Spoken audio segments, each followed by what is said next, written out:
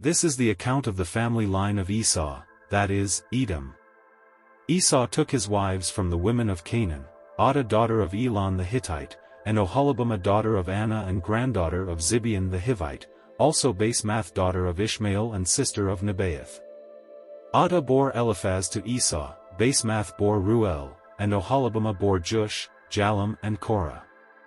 These were the sons of Esau, who were born to him in Canaan. Esau took his wives and sons and daughters and all the members of his household, as well as his livestock and all his other animals and all the goods he had acquired in Canaan, and moved to a land some distance from his brother Jacob. Their possessions were too great for them to remain together, the land where they were staying could not support them both because of their livestock.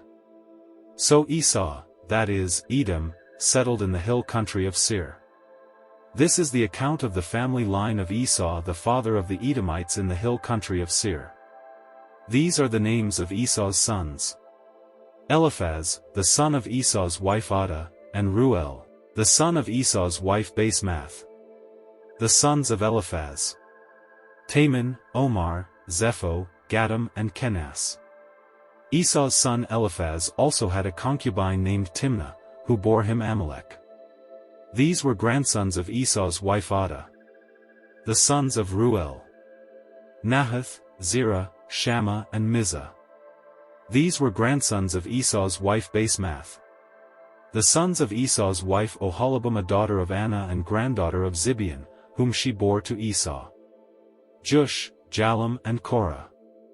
These were the chiefs among Esau's descendants. The sons of Eliphaz the firstborn of Esau: chiefs Taman, Omar, Zepho, Kenas, Korah, Gatam and Amalek. These were the chiefs descended from Eliphaz in Edom, they were grandsons of Adah. The sons of Esau's son Ruel: chiefs Nahath, Zerah, Shammah and Mizah. These were the chiefs descended from Ruel in Edom, they were grandsons of Esau's wife Basemath. The sons of Esau's wife Oholibamah: chiefs Jush, Jalem and Korah. These were the chiefs descended from Esau's wife Oholibamah daughter of Anna. These were the sons of Esau, that is, Edom, and these were their chiefs. These were the sons of Seir the Horite, who were living in the region: Lotan, Shobal, Zibeon, Anna, Dishon, Ezer and Dishon. These sons of Seir in Edom were Horite chiefs. The sons of Lotan: Hori and Homam. Timnah was Lotan's sister. The sons of Shobal: Alvan, Manahath, Ebal, Shepho and Onam. The sons of Zibeon: Aiah and Anna. This is the Anna who discovered the hot springs in the desert while he was grazing the donkeys of his father Zibeon. The children of Anna: Dishon and Oholibamah daughter of Anna. The sons of Dishon: Hemdan, Eshban, Ithran and Karen. The sons of Ezer: Bilhan, Zavan and Akan. The sons of Dishon: Uzi and Aaron. These were the Horite chiefs: Lotan, Shobal, Zibeon, Anna, Dishon, Ezer and Dishon. These were the Horite chiefs, according to their divisions, in the land of Seir. The rulers of Edom. These were the kings who reigned in Edom before any Israelite king reigned. Bela son of Beer became king of Edom. His city was named Dinhabah. When Bela died, Jobab son of Zerah from Basra succeeded him as king. When Jobab died, Husham from the land of the Temanites succeeded him as king. When Husham died, Hadad son of Bedad, who defeated Midian in the country of Moab, succeeded him as king. His city was named Avith. When Hadad died, Samlah from Masrekah succeeded him as king. When Samlah died, Shaul from Rehoboth on the river succeeded him as king. When Shaul died, Balhanan son of Achbeer succeeded him as king. When Balhanan son of Achbeer died, Hadad succeeded him as king. His city was named Pau, and his wife's name was Mehetabel daughter of Matred, the daughter of Mezahab. These were the chiefs descended from Esau, by name, according to their clans and regions: Timnah, Alva, Jethath, Oholibamah, Elah, Pinion, Kenas, Taman, Mibzar, Magdiel and Iram. These were the chiefs of Edom, according to their settlements in the land they occupied. This is the family line of Esau, the father of the Edomites. Jacob lived in the land where his father had stayed, the land of Canaan. This is the account of Jacob's family line. Joseph, a young man of 17, was tending the flocks with his brothers, the sons of Bilhah and the sons of Zilpah, his father's wives, and he brought their father a bad report about them. Now Israel loved Joseph more than any of his other sons, because he had been born to him in his old age, and he made an ornate robe for him. When his brothers saw that their father loved him more than any of them, they hated him and could not speak a kind word to him.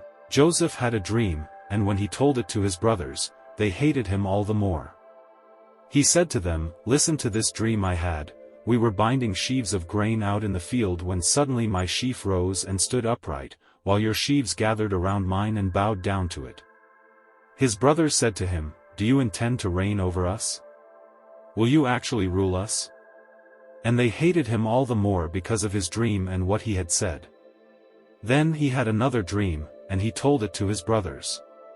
"Listen," he said, "I had another dream, and this time the sun and moon and 11 stars were bowing down to me." When he told his father as well as his brothers, his father rebuked him and said, "What is this dream you had? Will your mother and I and your brothers actually come and bow down to the ground before you?" His brothers were jealous of him, but his father kept the matter in mind. Now his brothers had gone to graze their father's flocks near Shechem, and Israel said to Joseph, "As you know, your brothers are grazing the flocks near Shechem. Come, I am going to send you to them." "Very well," he replied. So he said to him, "Go and see if all is well with your brothers and with the flocks, and bring word back to me." Then he sent him off from the valley of Hebron. When Joseph arrived at Shechem, a man found him wandering around in the fields and asked him, "What are you looking for?" He replied, "I'm looking for my brothers. Can you tell me where they are grazing their flocks?" "They have moved on from here," the man answered. "I heard them say, 'Let's go to Dothan.'" So Joseph went after his brothers and found them near Dothan. But they saw him in the distance, and before he reached them, they plotted to kill him. "Here comes that dreamer," they said to each other. "Come now, let's kill him and throw him into one of these cisterns and say that a ferocious animal devoured him. Then we'll see what comes of his dreams." When Reuben heard this, he tried to rescue him from their hands. "Let's not take his life," he said. "Don't shed any blood. Throw him into this cistern here in the wilderness, but don't lay a hand on him." Reuben said this to rescue him from them and take him back to his father. So when Joseph came to his brothers, they stripped him of his robe, the ornate robe he was wearing, and they took him and threw him into the cistern. The cistern was empty, there was no water in it. As they sat down to eat their meal, they looked up and saw a caravan of Ishmaelites coming from Gilead. Their camels were loaded with spices, balm and myrrh, and they were on their way to take them down to Egypt. Judah said to his brothers, "What will we gain if we kill our brother and cover up his blood? Come, let's sell him to the Ishmaelites and not lay our hands on him. After all, he is our brother, our own flesh and blood." His brothers agreed. So when the Midianite merchants came by, his brothers pulled Joseph up out of the cistern and sold him for 20 shekels of silver to the Ishmaelites, who took him to Egypt. When Reuben returned to the cistern and saw that Joseph was not there, he tore his clothes. He went back to his brothers and said, "The boy isn't there. Where can I turn now?" Then they got Joseph's robe, slaughtered a goat and dipped the robe in the blood. They took the ornate robe back to their father and said, "We found this. Examine it to see whether it is your son's robe." He recognized it and said, "It is my son's robe. Some ferocious animal has devoured him. Joseph has surely been torn to pieces." Then Jacob tore his clothes, put on sackcloth and mourned for his son many days. All his sons and daughters came to comfort him, but he refused to be comforted. "No," he said, "I will continue to mourn until I join my son in the grave." So his father wept for him. Meanwhile, the Midianites sold Joseph in Egypt to Potiphar, one of Pharaoh's officials, the captain of the guard. At that time, Judah left his brothers and went down to stay with a man of Adullam named Hira. There Judah met the daughter of a Canaanite man named Shua. He married her and made love to her. She became pregnant and gave birth to a son, who was named Er. She conceived again and gave birth to a son and named him Onan. She gave birth to still another son and named him Shelah. It was at Kezib that she gave birth to him. Judah got a wife for Er, his firstborn, and her name was Tamar. But Er, Judah's firstborn, was wicked in the Lord's sight, so the Lord put him to death. Then Judah said to Onan, "Sleep with your brother's wife and fulfill your duty to her as a brother-in-law to raise up offspring for your brother." But Onan knew that the child would not be his, so whenever he slept with his brother's wife, he spilled his semen on the ground to keep from providing offspring for his brother.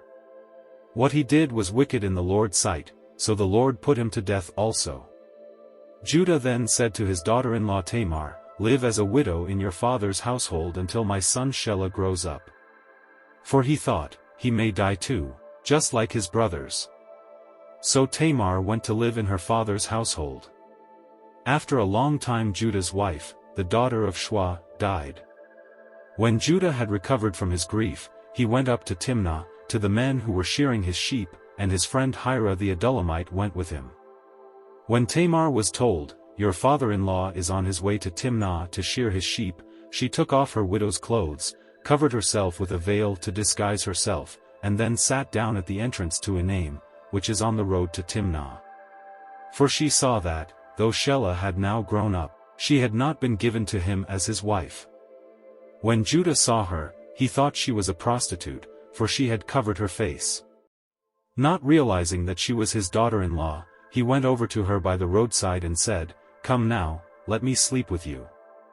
"And what will you give me to sleep with you?" she asked. "I'll send you a young goat from my flock," he said. "Will you give me something as a pledge until you send it?" she asked. He said, "What pledge should I give you?" "Your seal and its cord, and the staff in your hand," she answered. So he gave them to her and slept with her, and she became pregnant by him. After she left, she took off her veil and put on her widow's clothes again. Meanwhile Judah sent the young goat by his friend the Adullamite in order to get his pledge back from the woman, but he did not find her. He asked the men who lived there, "Where is the shrine prostitute who was beside the road at Enaim?" "There hasn't been any shrine prostitute here," they said. So he went back to Judah and said, "I didn't find her."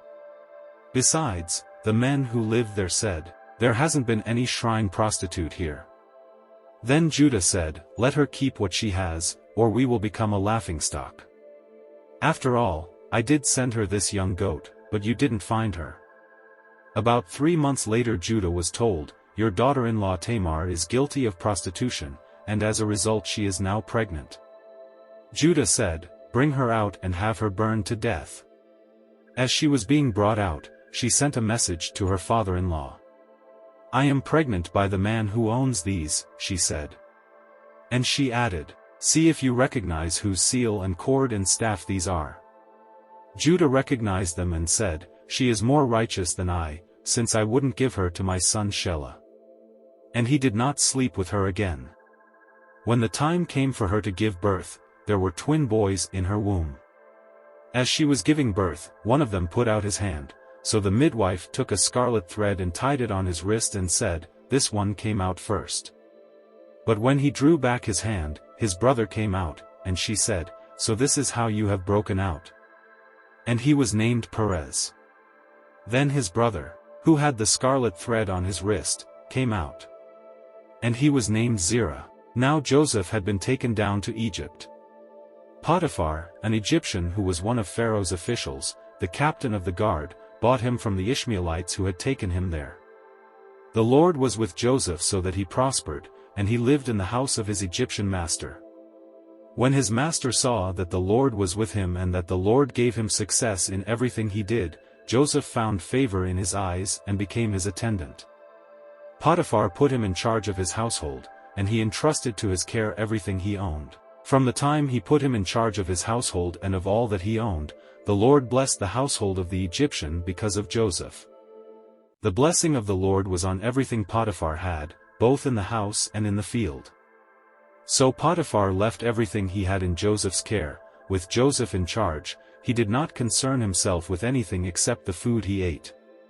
Now Joseph was well built and handsome, and after a while his master's wife took notice of Joseph and said, "Come to bed with me."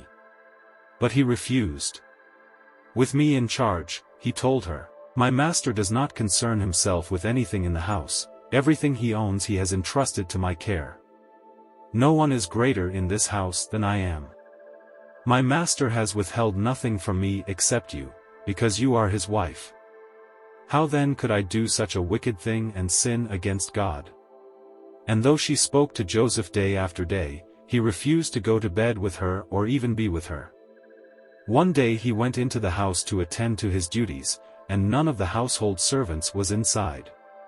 She caught him by his cloak and said, "Come to bed with me."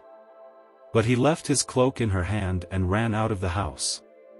When she saw that he had left his cloak in her hand and had run out of the house, she called her household servants.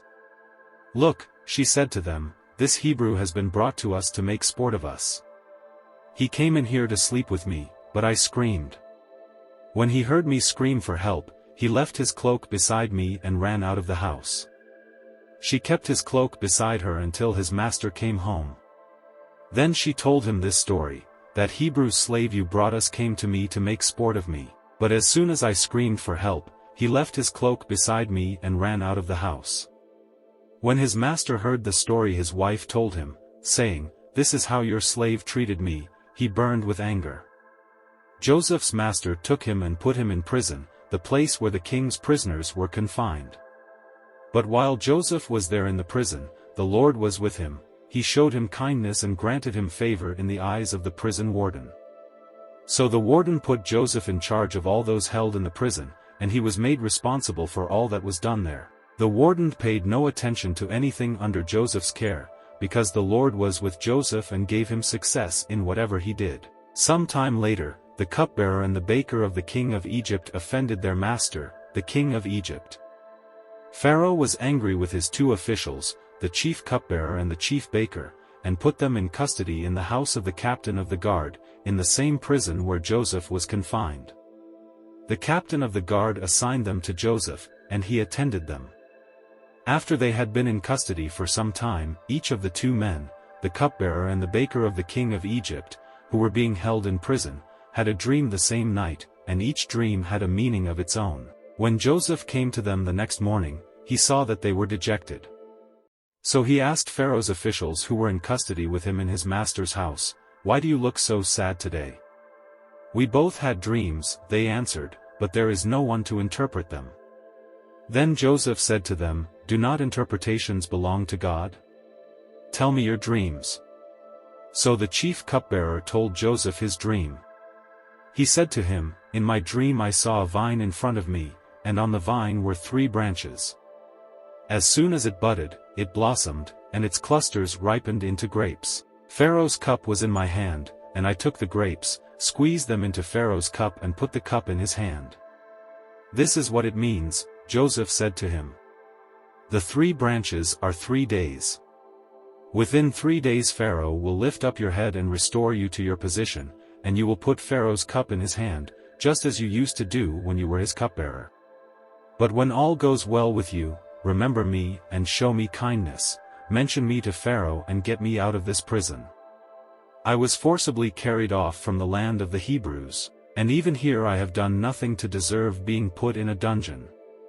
When the chief baker saw that Joseph had given a favorable interpretation, he said to Joseph, "I too had a dream. On my head were 3 baskets of bread. In the top basket were all kinds of baked goods for Pharaoh, but the birds were eating them out of the basket on my head." "This is what it means," Joseph said. "The 3 baskets are 3 days. Within 3 days Pharaoh will lift off your head and impale your body on a pole. And the birds will eat away your flesh." Now the 3rd day was Pharaoh's birthday, and he gave a feast for all his officials. He lifted up the heads of the chief cupbearer and the chief baker in the presence of his officials. He restored the chief cupbearer to his position, so that he once again put the cup into Pharaoh's hand, but he impaled the chief baker, just as Joseph had said to them in his interpretation. The chief cupbearer, however, did not remember Joseph. He forgot him.